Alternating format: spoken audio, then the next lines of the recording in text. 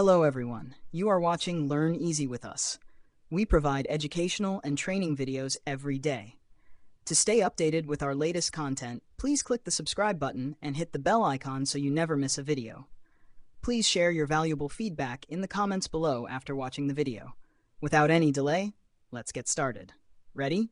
Let's dive into today's topic. ChatGPT just got a lot more collaborative. You're now able to click this icon on the top right and share your chats. That's right. You can share the chats that you have with ChatGPT with your coworkers, with your friends, and your collaborators.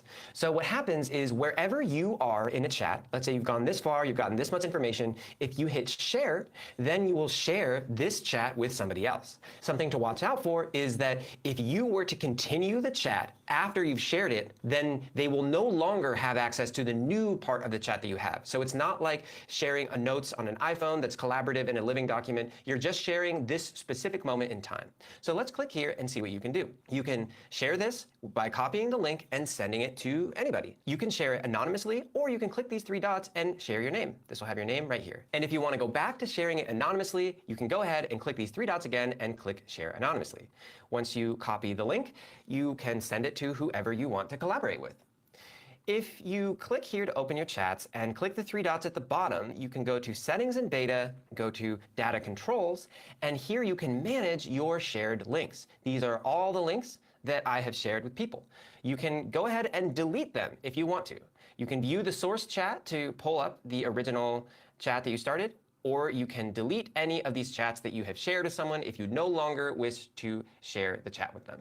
Once you have copied the link and sent it to somebody, this is what it's going to look like for them. They're going to be able to see the chat that you have up until where you shared it, and they're going to have the option at the bottom here to continue this conversation.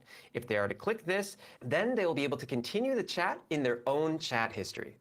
This is so useful if you're working on a project and you need to do some research or get some creative ideas flowing, and then you want to share your chat with other people. You no longer have to do some kind of copy paste, and then your collaborators can see exactly the prompts that you were using. Thanks for watching the video till the end. Please leave your thoughts below so we can discuss more about the topic. If you'd like to suggest a video that could help the community, feel free to message me on X or Instagram. We also share short videos on Instagram, so make sure to follow us there. Feel free to reach out. We'd love to hear from you, and might even create a video based on your suggestion.